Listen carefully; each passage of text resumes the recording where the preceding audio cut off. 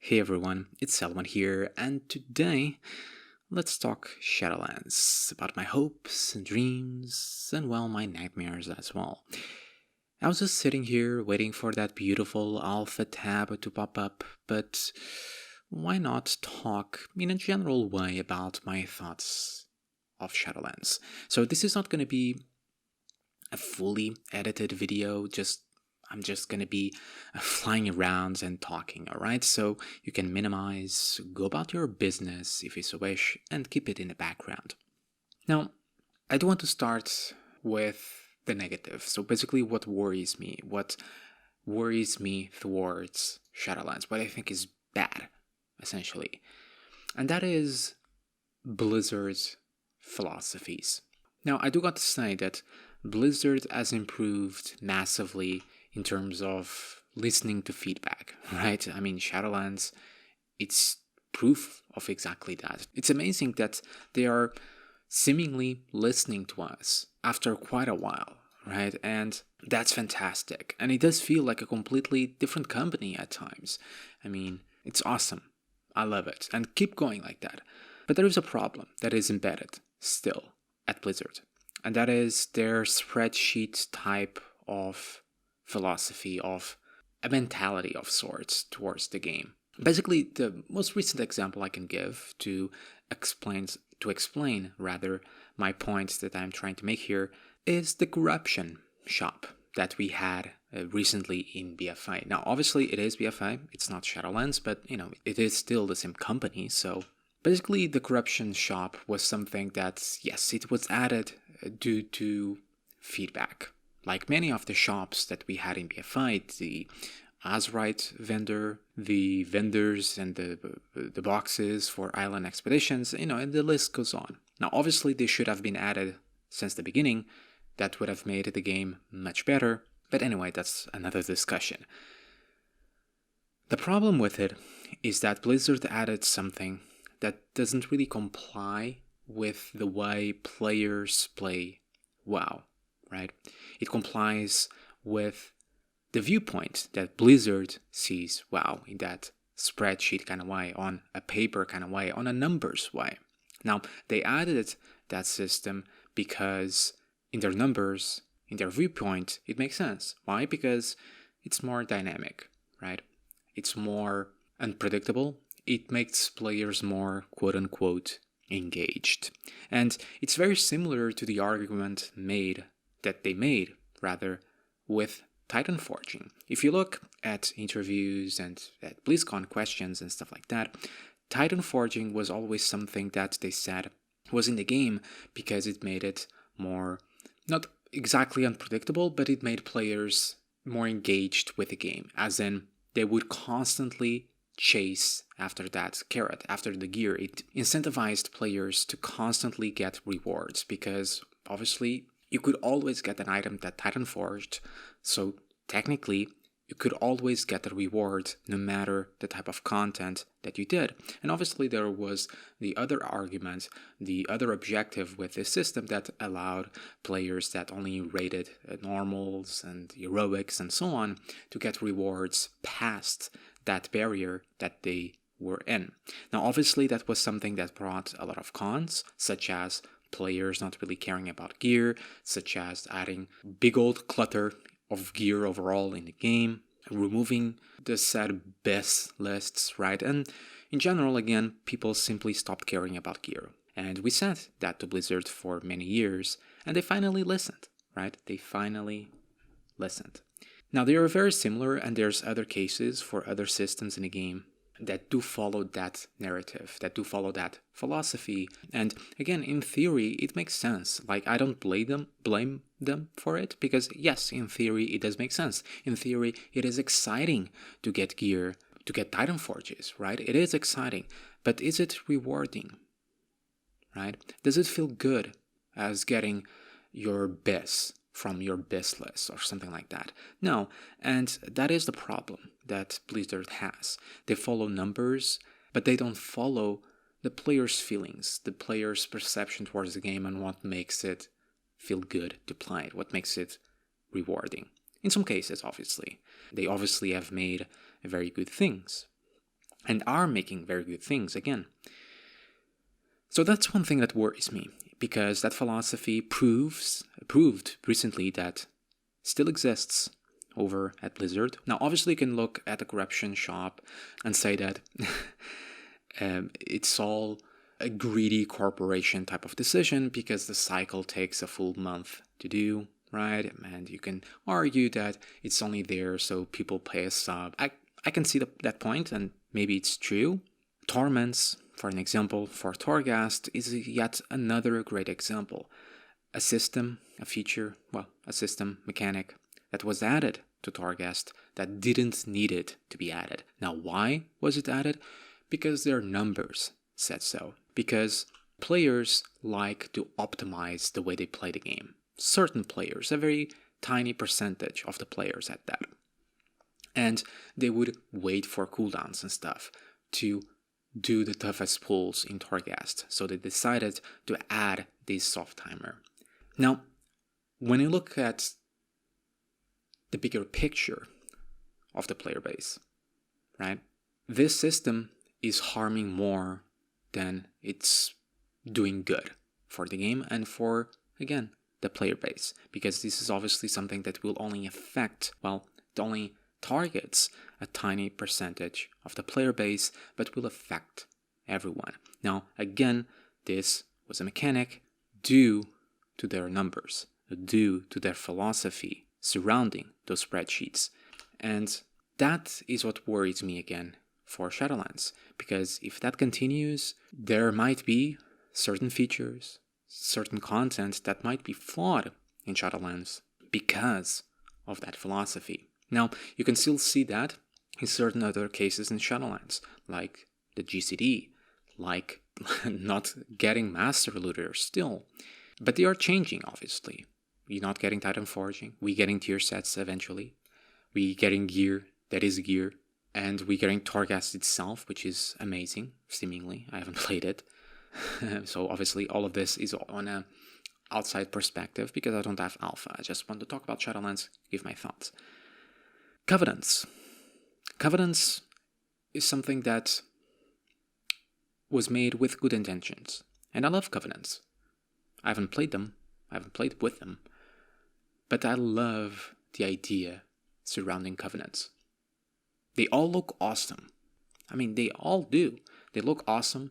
Their aesthetics, their themes, their lore, from what I can tell, are all awesome. Their gear sets, their customization surrounding them, like all the cosmetics that you're getting from them, are amazing. The fact that you can choose one and you then can identify with that and have this role-playing choice, which is what they're trying to do, is add more of these RPG features, all these RPG elements into the game, because they have been lacking a lot in a supposed RPG, MMORPG, right? So I do love that part about Covenants. The problem with Covenants is not that. That is the amazing side. That is the fantastic, awesome side. The problem with Covenants is that they are fundamentally flawed.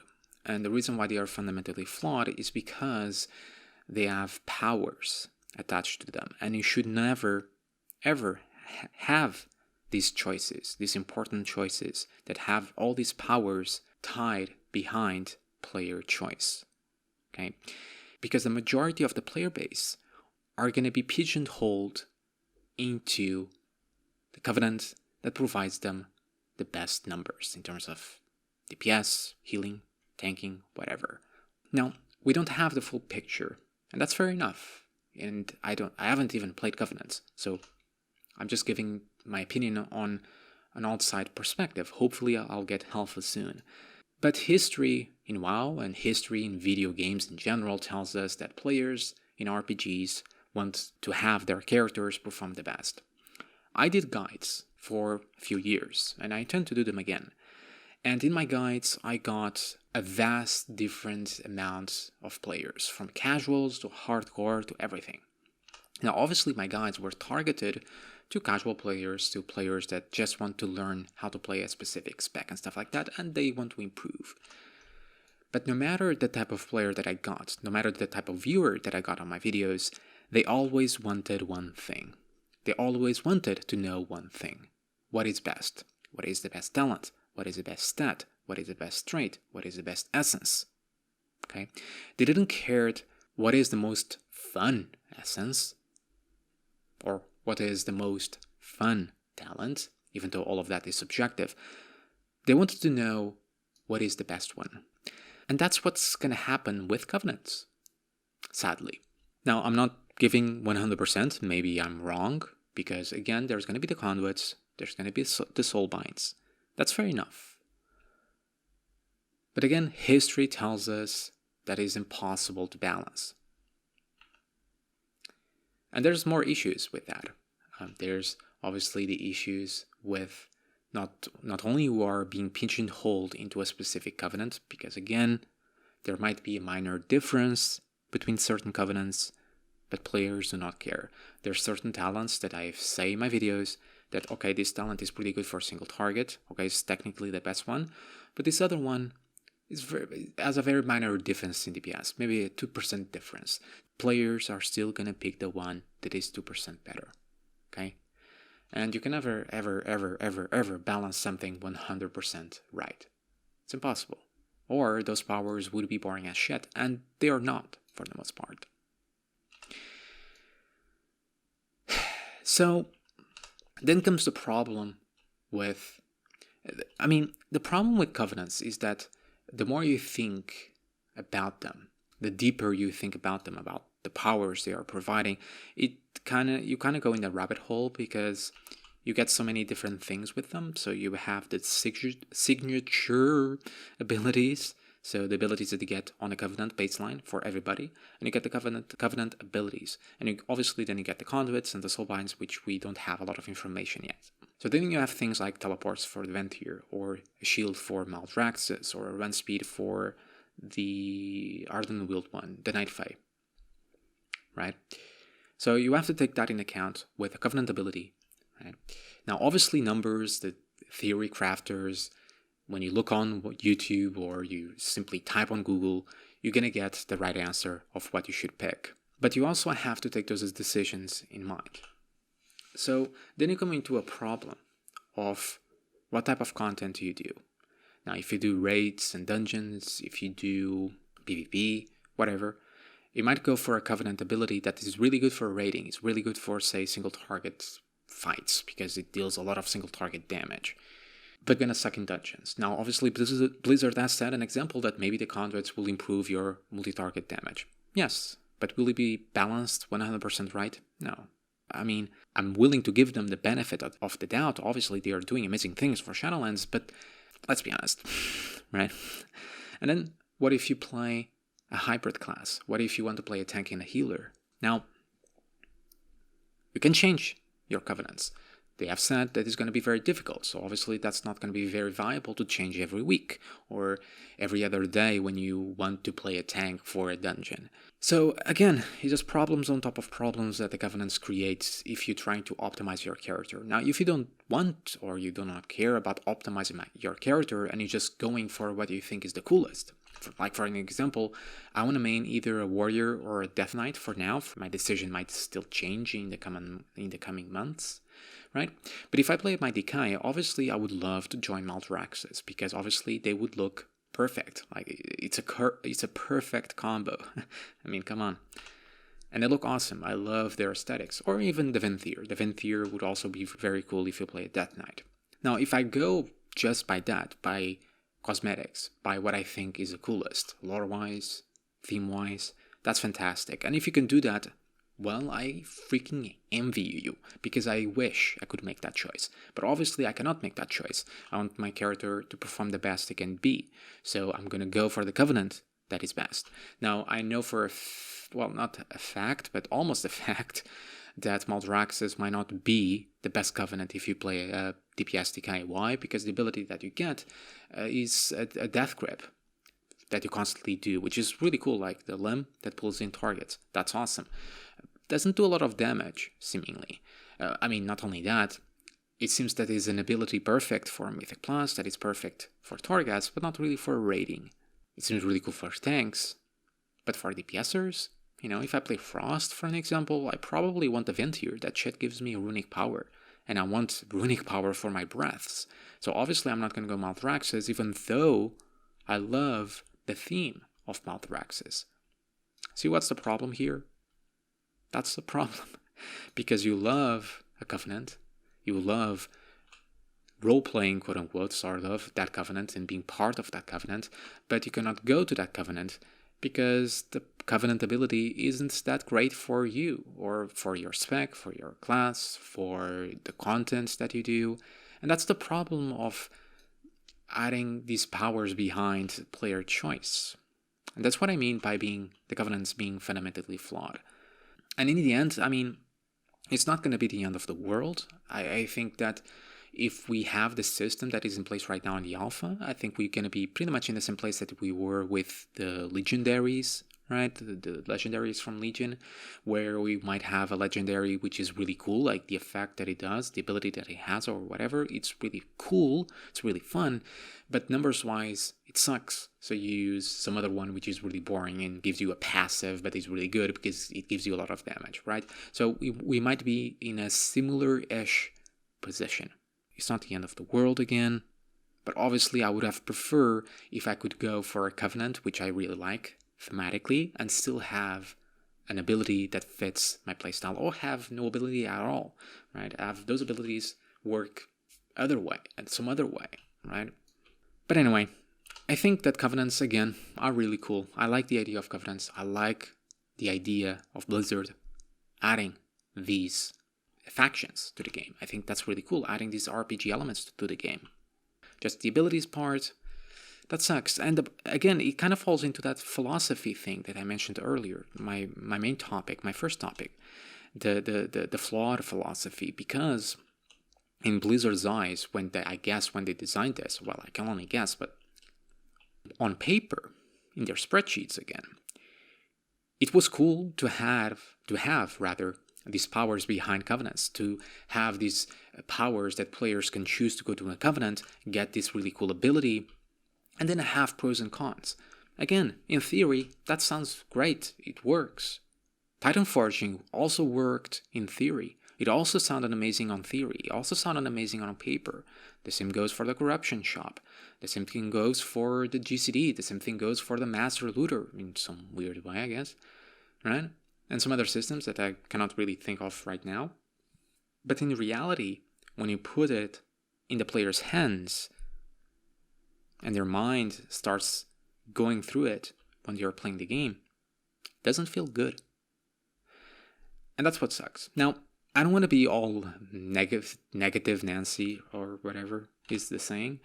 I'm still very much excited for Shadowlands. Like Covenants, even if they release the way they are now, they wouldn't be my breaking point of me playing or not playing Shadowlands. That's not going to break the game for me. I still want to play it. I don't care that much, like some players. And the players that really care, they probably have like 4 different characters, so they have all the Covenants ready to use the moment they go into that mythic raid. It just kind of sucks. It's not going to break the game for me, and I wish it could be better. So, and to talk about something a little bit positive, the other thing that excited me for Shadowlands is just that it feels like a clean slate. Now, obviously, the way we get to Shadowlands really sucked. I hated how they made a Lich King such a little bitch, and Sylvanas, just Sylvanas. But forgetting that bit, Shadowlands itself does look amazing on that sort of lore theme point of view, because it feels fresh, and I like that. I really like that. I really like the zones. The zones look fucking gorgeous, man. Like, Jesus, like BFA zones, Legion zones, WOD zones, they have all looked fantastic, but Shadowlands zones,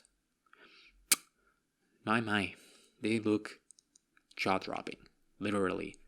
Ardenweald, oh my god, Ardenweald looks amazing. Like Maldraxxus, even though I really like the team, because I really like the guys and stuff, obviously looks the most familiar because it's very Scourge-like. But Ardenweald, so good. And Venthyr, like, Jesus, so good as well. And so there's that, and there's obviously, again, the lore side with the Jailer, I actually really like WoW lore too, and the lore, the mysteries that are going on with the Shadowlands and everything in between, does fill in that gap, the hole that it left, that the old gods left. Excuse me, um, that the old gods left. Because one thing I really liked about WoW lore was theorizing and thinking about the old gods' plans and what's going to happen in future expansions. Now, obviously, all of that died out in the not so good ending of PFA. Let's put it like that. Um, and the customization too as well. I mean, the tier stats that we are getting, sets that we are getting, the mounts. I mean, everything aesthetically, every aesthetic in the game, everything looks fantastic. And obviously in BFA things looked fantastic too, but in Shadowlands it's just out of this world, really. Like, I really love high fantasy. It kind of reminds me a little bit of Outlands and the Burning Crusade Hall. Everything looked, pardon my pun, outlandish, right? Everything looked really crazy and high fantasy, and Shadowlands does have that feel going on for it, and that's one thing that I really liked about it, that really appealed to me. Now, another topic that I want to talk about, that's basically the main big topic as well, besides Covenants in Shadowlands, like dungeons, raids. There's really not too much to talk about there, besides how much, well, not how much, but how amazing they look. Like, the raid looks fantastic again, like the Castlevania look. But there's Starghast to talk about. Much like Covenants, not Starghast, so far, obviously I haven't tested. There's obviously possibly a lot of nuances going on with it that I might criticize, but on an outside perspective, which is the premise of this video, Torghast does look freaking amazing. And it does fill in and does appeal to the side of the player that I am, because I hate a Mythic Plus in the sense of because of the timer. I hate timers. I really hate Mythic Plus because of the timer. I hate how it pressures me to finish in that time. I hate the go, go, go mentality. I hate the fucking skips. I hate all of those things surrounding Mythic Plus. And Torghast is not like that at all. Well, for first, you can play solo, even though that might be a little bit boring, but even if you don't play solo, I like the fact that you can just do it on your own time. You can just have silly fun due to the anima powers. And I really like that. I really like everything about Torghast. I like the roguelike elements to it. But what I like the most is the fact that it's a type of content in a game that doesn't have a timer, because Visions had a timer, Island Expeditions have a timer, everything had a timer, but Torghast didn't. Now, it does have with the Torments, which I really hope gets removed or changed in some way. But regardless, it is a type of content that I'm really excited to play. Like, I'm thinking about my class right now for Shadowlands, and I'm thinking about Torghast as well. That's how good and that's how excited I am for it, because it does look amazing. It does look awesome. It does look like awesome fun. And really cannot wait to play it, to talk more about it as well in videos, give my feedback and stuff. The same thing goes for Covenants. But yeah, those are the things that I'm really excited. There's a more good than bad in Shadowlands, I think. One of those, obviously, like, for example, the Legendaries. Now, we don't know how it's going to work exactly and technically and in practice, but in theory, it does sound amazing to craft your Legendary through Torghast and choose your power and stuff like that. I mean, crafting in general is also getting some pretty crazy and amazing changes as well. Customization to your character is looking amazing too. I mean, World Quests are going to change it a little bit, I think. No, Emissaries. I think it was Emissaries. So again, there's a lot of changes, a lot of amazing changes that are being made because of our feedback towards the game. I mean, if you look at Torghast, it's a Souls-like, it's a roguelike type of feature, type of content. But it is an evolution of Visions. It is an evolution of Islands, if you really think about it. So, when they designed it, I highly believe that was designed with our feedback towards Visions and towards Islands in mind. And that's really cool to think about. So, yeah, I think we've gone far enough. So do let me know what do you think about Shadowlands as well, like down below. And I do apologize for a couple of bad English moments. This is completely unscripted, which is totally new for me. My problem is not really talking, is finding how to pronounce the words and stuff. So I do apologize for something cringy or something that is very hard to listen. But I do like the idea of just hitting record and talking. Now, obviously, I was just flying, but hopefully I can do all the talking and maybe do some content, like maybe a dungeon or something like